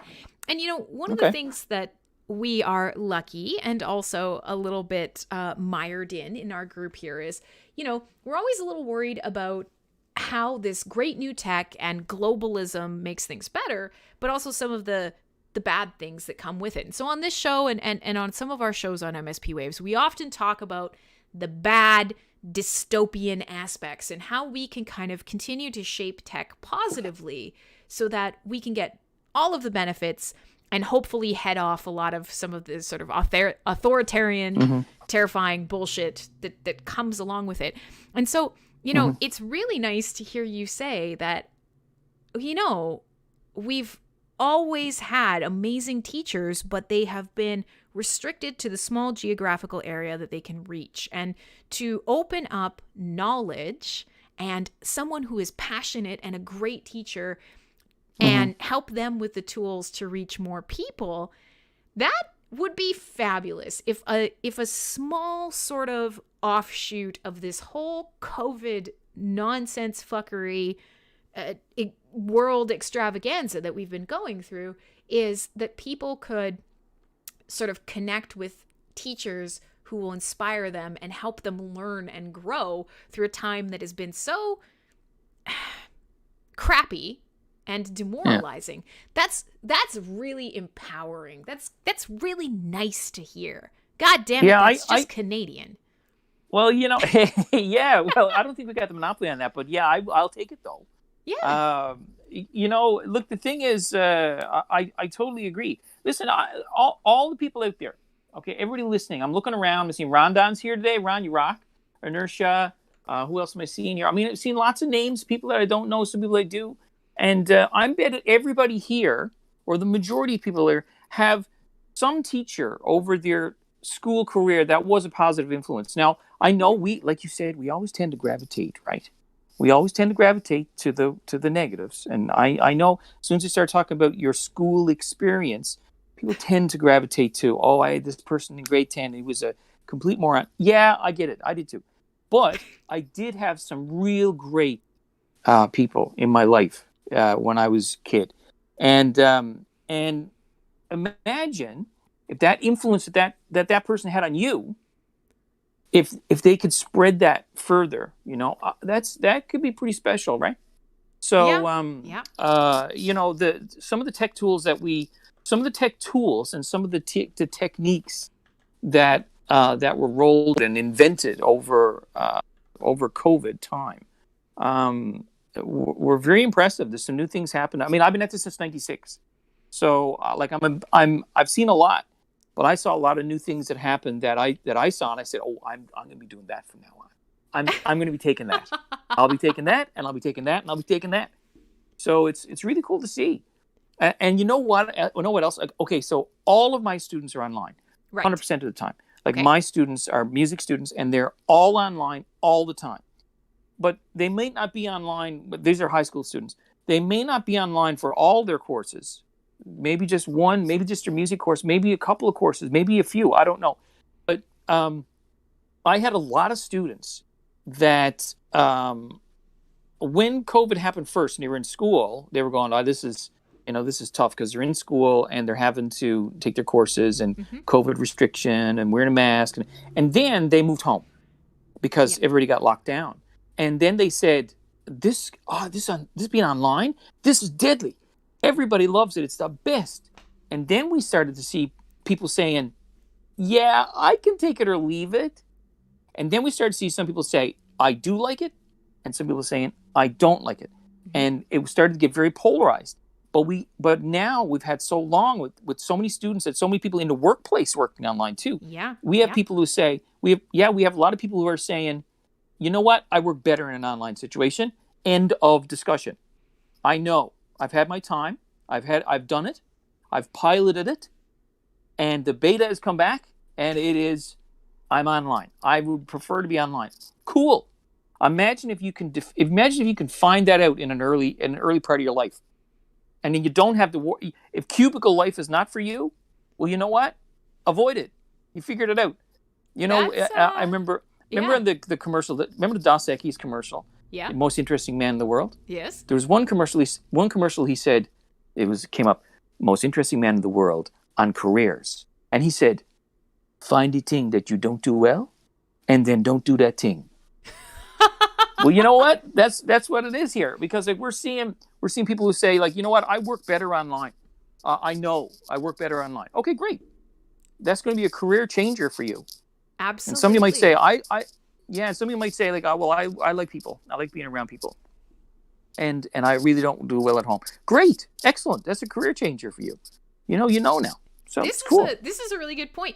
And, this is something I think we talked about this a little bit last week, is if one sort of positive thing comes out of COVID and all this, and in the tech space, it's, do we always need a big ass office building? Do we need to treat the jobs that we've traditionally done in a specific way and place the same anymore? Maybe not. And, that in itself is pretty eye-opening, because it allows a lot of people to pursue what makes them happier. It's really tricky to come through a time where, the government or, the circumstances around you are causing you to stay in one place and do things a certain way. And it's not something you would have done prior to this. You would not have stayed in your home. You would not have stayed away from your family. Whatever the case may be, this is not a normal way of being for most people. Some people, yes. Most people, no. And so, that inherently is negative to begin with. A lot of this comes from, fear of harming others or having someone in your life harmed. So no matter what, this started in a negative place. The idea of, well, we gotta do this because, and it was this sort of hanging horrible thing. But at the same time, if it reshapes a lot of where the world is going, just because we were forced into a lot of the things that happened during COVID and have been happening, it doesn't mean that the way that they were before was perfect either. And that's something that's kind of a very kind of a paradigm shift for a lot of people, is like, well, yeah, I'm super mad I got locked down, but you kind of forget that you were super mad that you worked downtown in a giant fuck off office building that's, 70 something floors, and there's 4 people on every floor, and just this insane way of living, in a tiny cubicle, and, being part of a giant mechanism. And now obviously not all jobs are like that, but just, there was the before time that we've kind of forgotten wasn't perfect either. And this has, at the very least, if we can take one of the sort of aspects that a lot of people are concerned about with COVID, that sort of idea of resetting or rebuilding, there are some things that we can reset and change and learn and build a little bit better for ourselves. So we're concerned that, the government is going to reset everything and we're screwed. But let's leave that for another day and focus on the personal thing. And it's exactly as you're saying, is most kids that go to school in a traditional schooling environment, you don't know if you're cut out for, trades, or if you're cut out for, working with people in marketing, or if you're really good at working in an isolated environment and problem solving on a computer. And all of a sudden, well, yeah, right now there is a group that has had the best and most sort of varied experience of what a future could look like for them, and they can decide if it's right or not. It's pretty cool. I like this. Positivity. Let me throw a little idea here for you, Krim, and see what you think of this. Okay. Yeah. Okay. So the idea of innovating, okay, changing. Think about personal changing, because like Gario, I was saying about personal change, and the idea of personal innovating yourself, like innovating, like what you're doing, like, you know, your lifestyle, like what it is, because innovation can happen in every part of your life, right? I mean, it's not just tech. So I think that we are, as a species, I think that we're hardwired to innovate, because really, you think about it, if we were, I don't know, 90,000 years ago, you know, we're living in a forest, and you find that, well, when we sleep in the open in the night, the saber-toothed tiger eats somebody. You know what? We should try to find a better way to sleep in the night so that we don't get eaten so much. You know, innovation. I think that I think we're hardwired for that. I really do. But in the same breath, we're also hardwired for ambiguity aversion. Oh my, that's a big one. Ambiguity aversion. So we try to avoid things that we don't know. Again, saber-toothed tiger. You're walking through the woods, you hear, like, over behind a tree, you hear a growl. 90,000 years ago, you're not going to say, "Wow, I wonder if that's a kitty." Pretty much. I wonder if that's, fuck that shit. I think I'll go pet him. Yeah, you're going to run. Ambiguity aversion. Okay, we're hardwired for that too. Okay, it's well documented. So the thing is, I think that we've gotten really complacent in our personal innovation. I really think so. I think that we've gotten so complacent in that, well, this is the way I've always done it. Like, I'm Bucky Dirtle. This is what I do. I've been doing this for so long. You know, I have my cereal in the morning. I have a coffee. You know, we get complacent and we don't look for ways of innovating.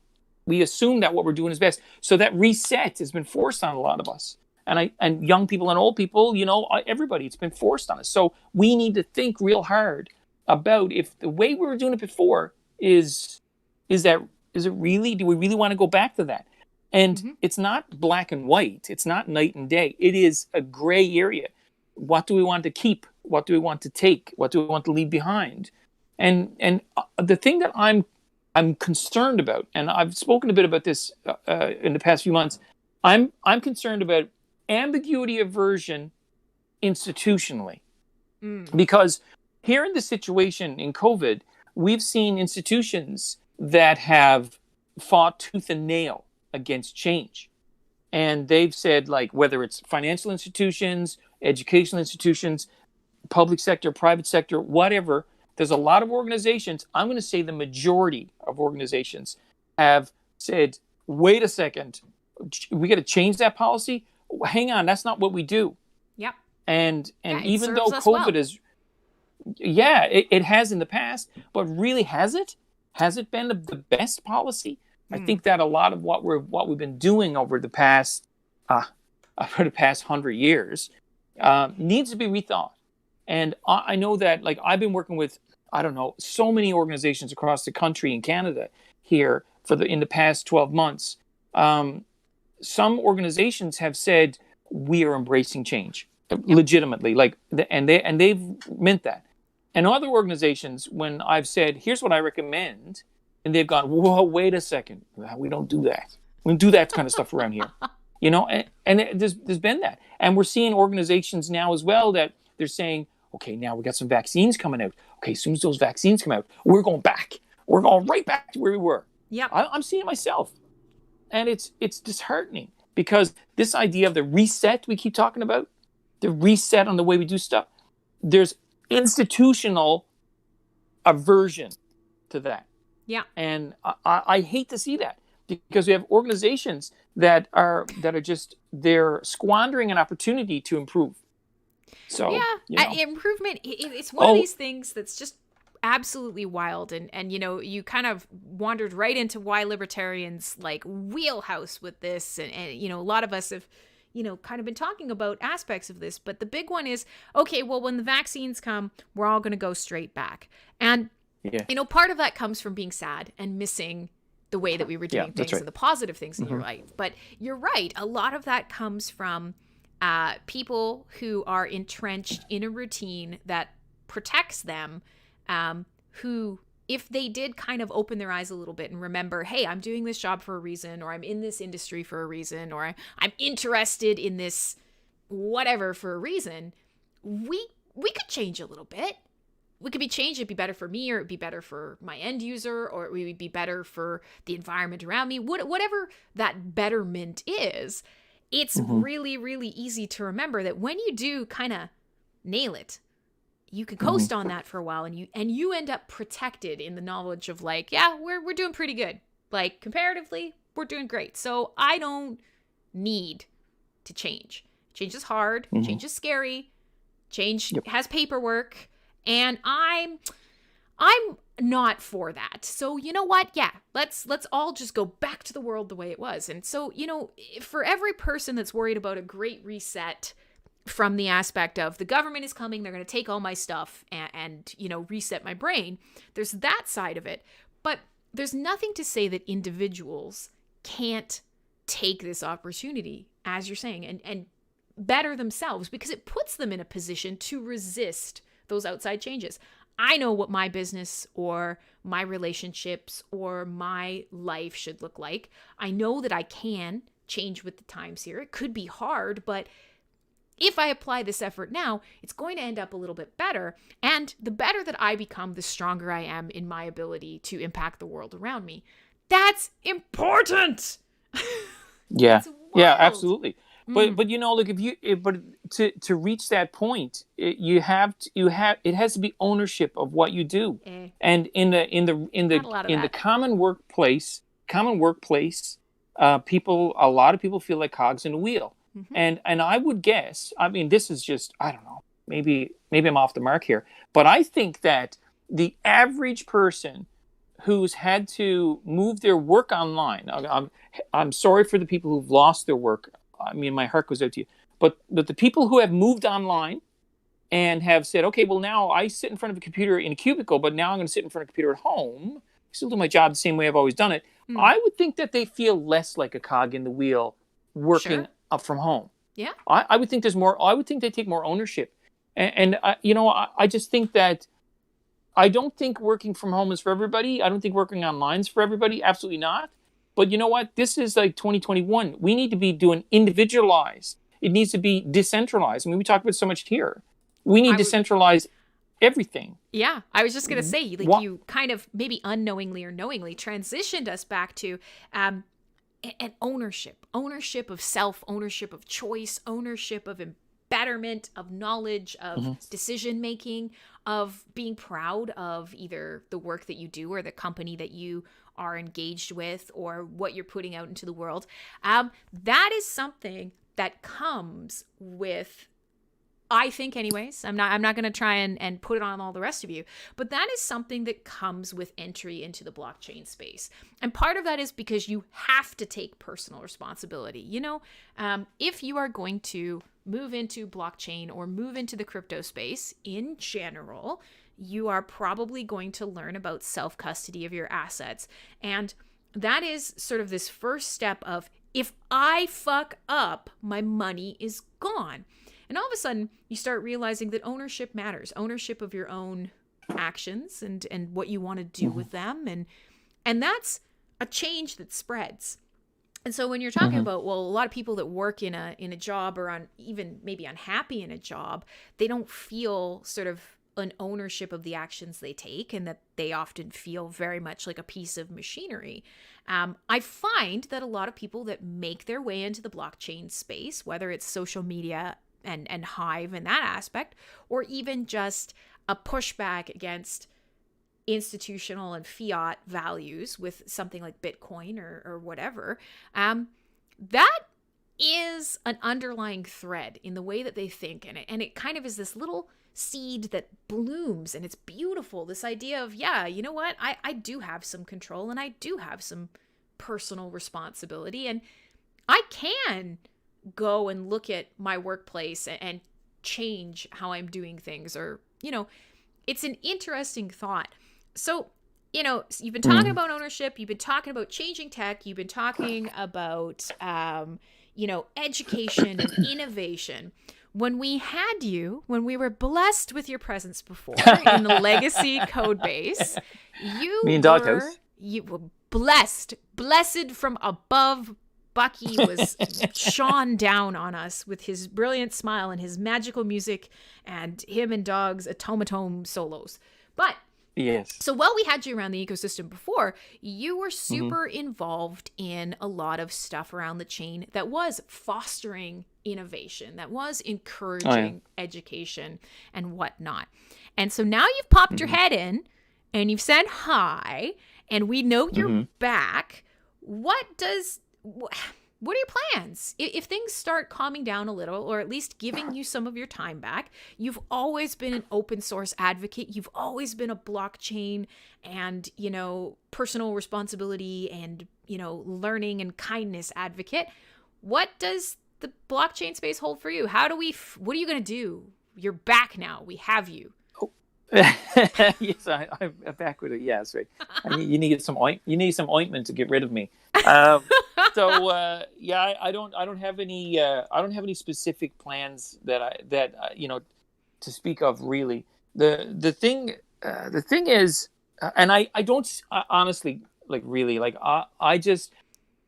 I have my own interests and things that I like to do and things that I find interesting, and I do those things. Yep. I don't do it to be anything or to try to accomplish anything as such. And like the idea of the advocate, or the idea of like an innovator, yeah, right. The idea of an innovator, like what I, like the way so years ago, I was listening to CBC Radio and they were interviewing Leonard Cohen when he was alive. And of course, when they interviewed him after he had died. No, it was a Ouija board involved. No, anyway, so they interviewed Leonard Cohen, and Leonard Cohen was talking about the role of the artist in society. Right. Now, I've been asked a lot of times to speak about innovation and innovators to groups, and I believe that the role of the artist and the role of the innovator are very similar, especially when I think about Leonard Cohen's analogy. Now, Leonard Cohen said, the role of the artist in society is to leave the place that's comfortable, leave the place where society feels comfortable, and move off to an area that is uncomfortable to the general person. He referred to it as a place that's vile, but a place that the general population is not going to feel too comfortable being in, and that artist needs to stay there. And live there and create there in that vile place, in a place that people are not that comfortable. And then after they've spent some time there, they need to radio back to the general population and say, boys, come on over. It's not that bad. Come on. It's pretty good here. It's comfortable. You're going to be okay. Come on over. And then society moves a little closer. And when they get closer to where the artist is hanging out, the artist then moves off again. Moves off into another area that's far beyond, that's still really uncomfortable. Yeah. And they act to the general population and say, boys, come on. It's not that bad over here. Come a little closer. And they gradually move everybody further along. That's what the role of the artist is. That's also the role of the innovator, I believe. And what we're doing here on the blockchain, and you mentioned about the people that come here first. Hey, come on over. The people that come here first, the people that are let's say, early adopters. I mean, we have so many names for these people. And these people are me, and these people are you, and the people are all the audience here, I bet. But these people, we need to radio back to the general population and say, come on, boys, it's okay over here. My wife runs in the mornings, right? Like, I'm a lazy lump, but my wife runs every morning. Like, she ran 16 kilometers this morning. So my wife is she's not attracted to technology. Not like that. Like, it's something she'll use it if she got to, but it's not something that she says, well, I can't wait to try that new thing. But she runs Activate on her phone. There you go. Okay. Right? Yeah. So the thing is, Activate is dead simple. It's like anybody could use it. So she's generating AFIT tokens while she's running, and that's all she does on when it comes to crypto world. That's all she does. And now she knows what I'm doing, and she knows all about Bitcoin, and she knows all about this stuff. She knows about, but she doesn't know any idea about wallets and stuff. She doesn't do any of that. It's not the ambiguity aversion, and you know what? It's just not. It's not connected to it. There is a connection that is, like you say, kind of drawing her down this path. That's right. Yeah. That's right. And see, the thing that we need to do, and you've spoken about it earlier today, is that what are the tools and strategies that we're going to use to say ActiveFit is one of those. ActiveFit is something that's it's something that we can help bring people in. Yeah. Anyway, there's as for what I'm doing, I'm in here. I'm just trying to get my head around some of the new things, because I was I've been away for a little while, and I was with Utopian for a long time. I don't know if you guys remember Utopian. I don't know if everybody does here, but yeah, Utopian ended up, it was a strange ending, but it's no more, unfortunately. Yeah. For those people who don't know, Utopian was on the blockchain, and it was an organization that used at the time Steam to reward open source developers and artists, programmers, project owners, to create content for the open source community. So it was really cool, and it was really exciting, and a lot of us were really excited about it. And there's some great projects come out of that, including ActiveFit came out of that. Yeah. Hang on, because I know you don't have a set path yet, but we are coming towards the end of the show. We have about 2 minutes left in the show. So one thing that I would say, since you haven't explored a lot of stuff going on, is we know that Bucky is music, and Bucky is fun, and Bucky is years of content of just pure joy and sharing that with others. Well, one of the things that you may find really interesting is Oriel, which is actually Shub's here in the audience, another developer who's working on a podcasting app tied back to Hive.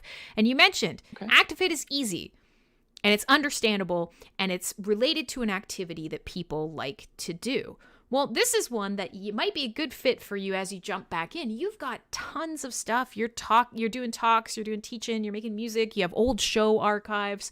You might want to look into potentially jumping into the world of, making some of your content into podcasting through Hive.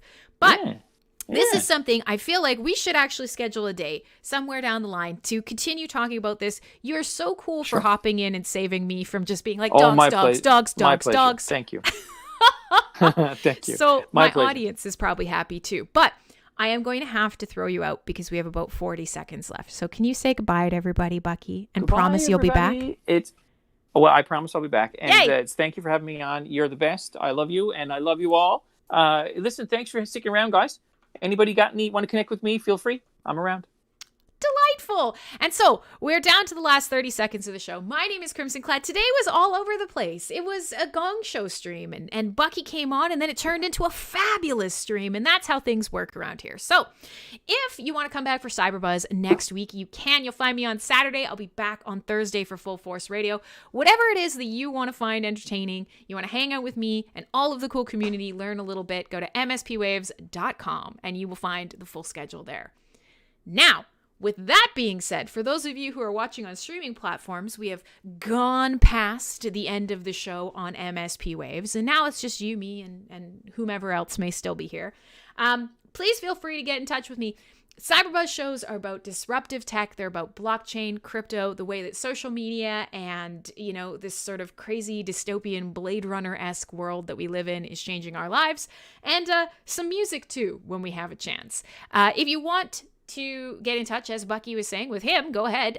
But also, if you need to get in touch, if you want to learn anything about the Hive blockchain, you have questions, you have ideas, go ahead, reach out to me. Yeah, I'm everywhere. So whatever works for you. And otherwise, I will see you guys next week. Thanks for a great show. Maybe, just maybe, I will have some positive new pet attitude for you next week, but you won't know unless